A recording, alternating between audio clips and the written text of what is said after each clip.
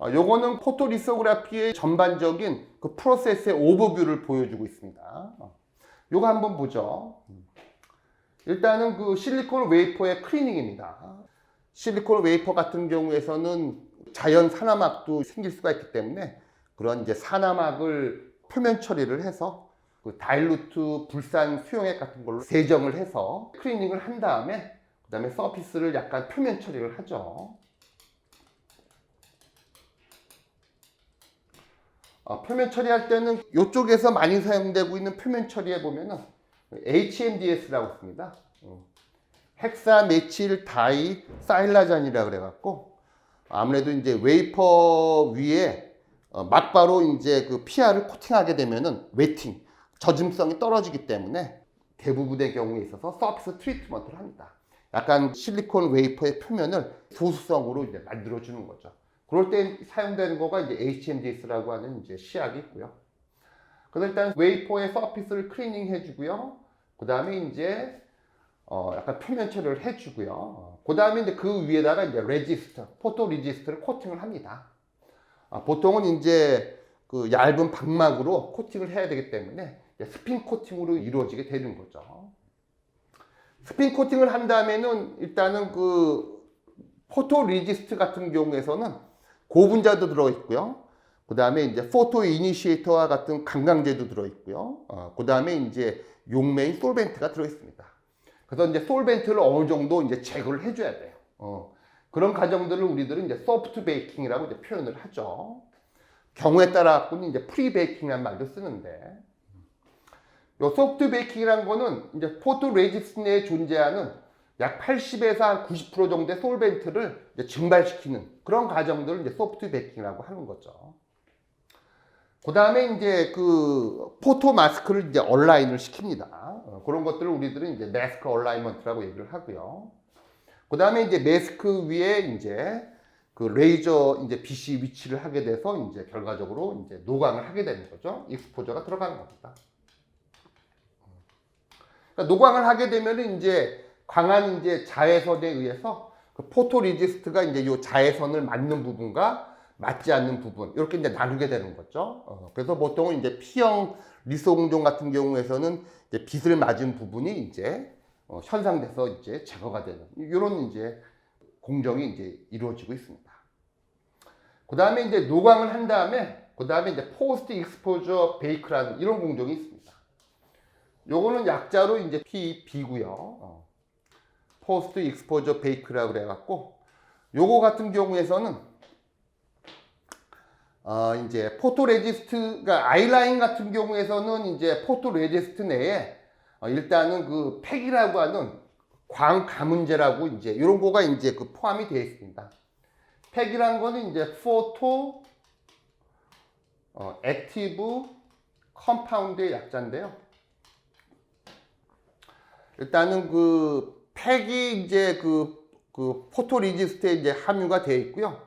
노광된 부분의 위아래 높이에 따라서 일단 그 팩의 이 농도가 어느 정도 불균일하게 이루어져 있습니다. 노광만 하게 되면요. 그래서 일단은 노광 후에 실리콘 웨이퍼를 한번 베이킹을 해줍니다. 베이킹을 하게 되면은 요 강감 이제 팩의 농도가 균일하게 이제 그 위치를 해갖고 농도 차이를 이제 적게 이제 만들어지는 이런 공정이 이제 필요합니다. 구체적인 내용은 이제 아이라인 포토 레지스트에서 제가 더 설명을 드리고요. 일단은 그 포스트 익스포저 베이킹이라고 하는 이런 이제 과정이 있습니다. 한편 이제 딥 UV 포토 레지스트 같은 경우에서도 일단은 노광을 하게 되면은 일단은 산이 이제 발생하게 되는데 요 산이 포토 레지스트 망 내에서도 골고루 분포를 해줘야 돼요. 그래서 이제 그런 공정중을 위해서라도 이제 그 포스트 익스포저 베이킹이라고 하는 이런 공정이 이제 반도체 공정에서는 이제 반드시 필요한 공정이 되겠습니다. 그 다음에 일단은 그 노광 후에 이제 한번 베이킹을 해주고요. 그 다음에 이제 수행되는 이제 공정이 바로 디벨롭, 현상이라고 하는 이제 공정이 필요한 거죠. 결과적으로 기판 위에 포토 레지스트가 이제 위치를 하고요. 그 다음에 이제 포토 레지스트 중에서 빛을 맞은 부분이 있는데 이 빛을 맞은 부분을 이제 제거를 해야 되는데 제거를 하려 그러면은 이제 현상액으로 이제 제거가 이루어지는데 요 현상액의 성분이 바로 대부분이 이제 베이스, 수계 베이스로 이제 이루어져 있습니다. 거기에 가장 많이 사용되고 있는 거가 이제 반도체 공정 중에서는 TMAH, 일명 우리들이 이제 부를 때 타마라고 하는 요런 이제 약품이 있습니다. 요거는 이제 테트라메칠 암모늄 하이드록사이드고요.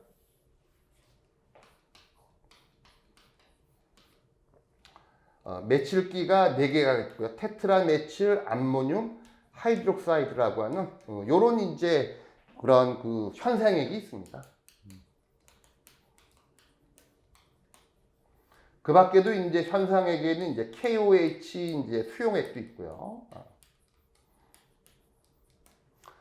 이러한 현상액을 갖고 이렇게 패턴이 형성되어 있고 이제 노광에 의해서 이제 용해도의 차이를 나타낼 수 있는 이런 그런 기판들을 이와 같은 이제 현상액으로 알칼리 수용액으로 이루어져 있는 현상액으로 이제 스프레이로 이제 뿌려서 이제 이거를 제거를 하는 겁니다. 이런 과정들을 우리들은 이제 디벨롭이라고 얘기를 하는 거죠.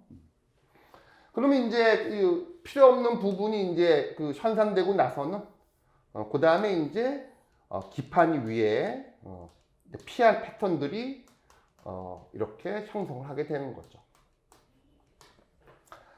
기판 위에 형성되어 있는 PR 패턴에 요 물성들을 좀 업을 시킬 필요가 있습니다. 왜냐하면 추후에 이제 에칭 그런 공정이 들어오기 때문에 그런 과정들을 우리들은 이제 하드 베이킹이라고 하고, 그래서 이제 PR 패턴에 이제 그 물성도를 이제 왕성도를 이제 높여주고 그 다음에 이제 최종적으로 이제 인스펙션 공정이 들어가서 이게 바로 이제 포토 리소그래피의 이제 전공정에 관련된 내용입니다.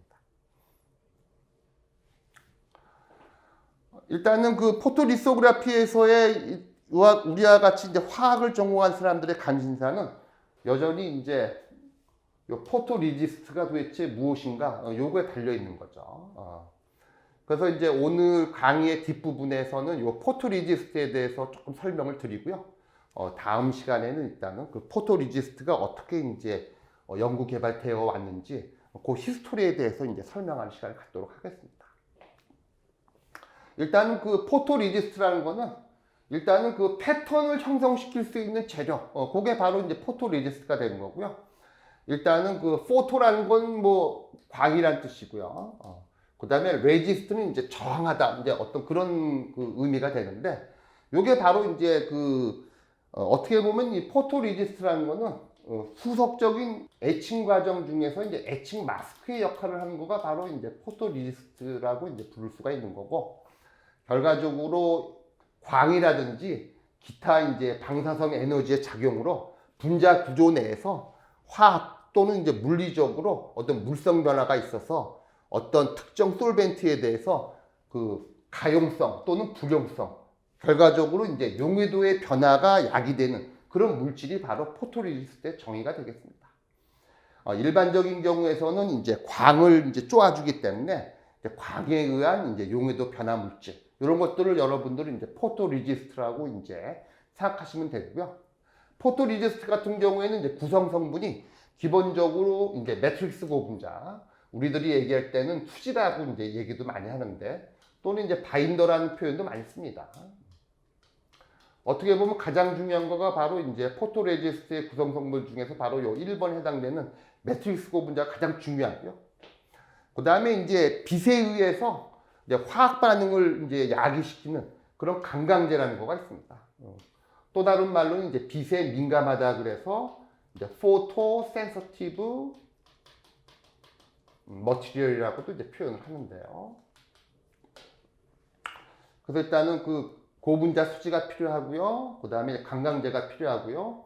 기타 이제 첨가제, 뭐 여기에는 이제 계명 활성제도 좀 일부 포함이 되고요. 그 다음에 이제 용제, 솔벤트로 구성되어 있습니다.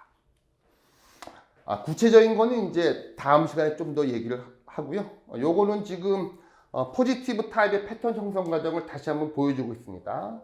요거는 지금 웨이퍼 위에다가 실리콘 다이옥사이드가 이제 위치해 있고요. 그 다음에 이제 바크라고 하는 레이어가 있네요. 요 바크는 이제 다음 시간에 또 얘기를 해드리고요. 그 다음에 요 바크라는 요 그 표면 위에 이제 포토 리지스트가 이제 코팅되어 있고 위에서 이제 마스크에 이제 레티클을 통해서 이제 UV 라이트가 조사가 되고요. 이제 조사가 이루어져서 이제 노광된 부분이 이제 디벨롭돼서 이제 이러한 PR 패턴이 형성되는 이런 과정을 보여주고 있습니다. 일단은 그 PR은 일단은 그 구분이 앞에서도 얘기했지만은 일단은 리소그래피 자체가 그 포지 타입과 네가 타입이 있어서 일단은 그 포토 레지스트도 톤에 따라서 포지티브 레지스트 그 다음에 이제 네거티브 레지스트로 구분이 됩니다. 클래시피케이션이요. 그 다음에 그동안에 이제 리소 공정에서 이제 파장도 이제 계속해서 이제 작아져 왔는데 일단은 그 파장이 이제 그 파장의 종류에 따라 갖고 또 거기에 작동되는 포토 레지스트가 다 달라요. 특히 이제 거기에 이제 사용되고 있는 고분자 수치가 달라지기 때문에 우리들은 이제 포토 레지스트도 파장에 따라서 이제 그 작동하는 포토 레지스트 이렇게 이름을 붙이기도 합니다. 그래서 이제 포토 레지스트 쪽에서는 이제 436 나노미터급 포토 레지스트 또는 이제 G라인용 포토 레지스트 이렇게 불러왔습니다. 그래서 G라인용 포토 레지스트, I라인용 포토 레지스트, KRF용 포토 레지스트 또는 248 나노미터급 포토 레지스트. 그 다음에 이제 ARF용, F2용, 이제 또 그 다음에 이제 EUV용 이렇게 이제 포토 레지스트를 명명하고 있습니다. 한편 그 케미칼 그 종류에 따라서 그 다음에 이제 레지스트를 구분하기도 하는데 일단은 그 아이라인용 포토 레지스트하고 KRF, 그 다음에 ARF용 그런 포토 레지스트에 들어가는 그런 고분자 수지가 다 다릅니다. 그 다음에 이제 사용되고 있는 어떤 조성 성분들도 차이가 있어서 일단은 그 포토 레지스트에 사용되고 있는 그런 케미칼의 분자 구조에 따라서 우리가 이제 명명을 하기도 합니다. 그래서 일단은 그 광반응 메커니즘에 따른 분류에 보면은 노블락 타입이라고 있습니다. 노블락 타입은 요거는 여러분 그 페놀 수지를 보면은 그 고분자 그 화학 시간에 한번 배웠을 것 같은데 그 페놀 수지라는 거는 보통 그 페놀하고 그 다음에 이제 포르말데히드를 이제 사용을 해서 이제 페놀 수지를 얻게 되는데 페놀을 과량으로 사용을 해서 페놀 수지를 만들 수가 있고요. 그 다음에 이제 그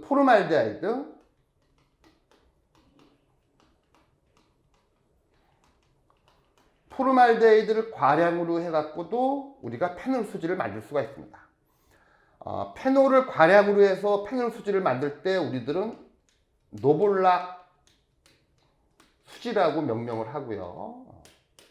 여기에 있는 노블락하고 똑같습니다.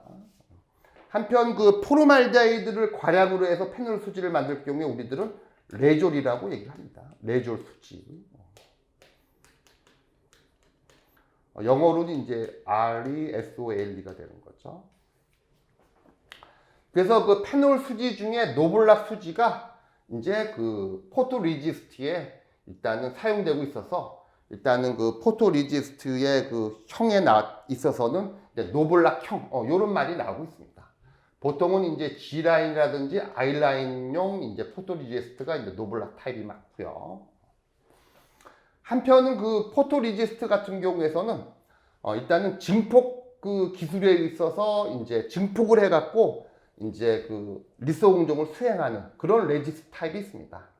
그래서 일단은 그 케미칼리 앰플리파이드 레지스트란 말이 있는데 요거를 한국말로 바꾸게 되면은 화학 증폭형 이제 레지스트라는 거가 있습니다. 그래서 지금 보면은 이제 KRF라든지 또는 이제 ARF가 전부 다 이제 화학 증폭형 레지스트에 해당되는데 약자로 CAR, 카 타입이라고 얘기를 합니다. 그래서 이제 추후에 좀 더 깊게 얘기를 해드리겠지만은 광반응 메커니즘에 따라서 노블락형, 그 다음에 이제 카형 이렇게 나눠지고 있습니다. 요거는 지금 계속해서 보여주는 리소 공정 모식도고요. 기판이 있고요. 그 다음에 포토 레지스트가 있고 마스크에 이제 레티클에 이제 빛이 이제 조사가 되는 걸 보여주고 있고요. 요건 이제 포지 타입, 요거는 네거 타입 레지스트, 이제 현상 과정이죠. 이렇게 되고 있습니다. 일단은 리소 공정도 포지형과 네가형으로 나눠지고요. 그에 따라서 레지스트도 포지형과 이제 네가형으로 나눠지게 되는데, 대부분은 이제 그 포지형 그 레지스트 같은 경우는 이제 그 뭐 포지형이나 네가형이나 반드시 이제 고분자 수지를 사용하게 돼 있어요. 그래서 요게 지금 이제 고분자 수지를 보여주고 있는 모식도고요. 요게요. 그 다음에 요것도 지금 네가형 레지스트지만 역시 고분자 수지를 보여주고 있습니다. 일단은 극단적인 차이는 포지형 레지스트 같은 경우는 일단은 빛을 받게 되면은 또는 이제 빛 앤드 열을 받게 되면은 이러한 그 고분자 수지가 분해가 됩니다. 잘라지게 돼요. 분해가 일어나는 거고요. 한편 이제 네가형 레지스트 같은 경우에서는 이제 이러한 그 네가형 레지스트에 함유되어 있는 그 고분자 수지가 빛이라든지 또는 열을 받게 되면은 이렇게 크로스링킹이 일어납니다. 그래서 요거는 이제 크로스링킹이라는 거예요. 그러니까 화학적으로 보면은 포지형 레지스트는 이제 빛에 의해서 이제 분해가 되는 메커니즘을 갖고 있고요. 그 다음에 이제 네가형 레지스트에 들어가 있는 고분자는 빛이 조사받게 되면 이제 크로스링킹이 일어나게 됩니다. 요거를 우리들은 이제 그 현상 과정 중에서 이용하게 되는데, 그러면 이제 빛을 맞기 전에는 고분자가 사이즈가 크지만 빛을 맞은 후에는 이제 분해가 돼서 고분자의 사이즈가 좀 작아집니다. 그러면은 이제 빛을 맞기 전에는 분자가 좀 크기 때문에 일단 현상에게 인솔루하게 불용의 상태로 만들 수가 있고요.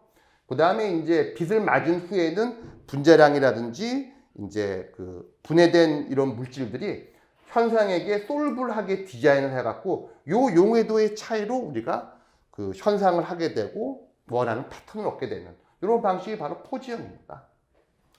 한편 네가형 같은 경우에서는 빛을 맞게 되면 분자가 아주 크게 되거든요. 크로스링킹에 의해서. 그래서 주로 이제 빛을 맞기 전에는 일단은 그 레지스트가 디벨로퍼 현상에게 이제 높게끔 이제 디자인을 하고 빛을 맞은 후라든지 또는 열 에너지에 의해서 크로스링킹이 되면은 현상에게 녹지 않는 인솔루블하게 만들어지는 요 개념으로 이제 레지스트를 이제 디자인하게 되는 거가 이제 포지와 그 네가 레지스트의 차이라고 볼 수가 있습니다.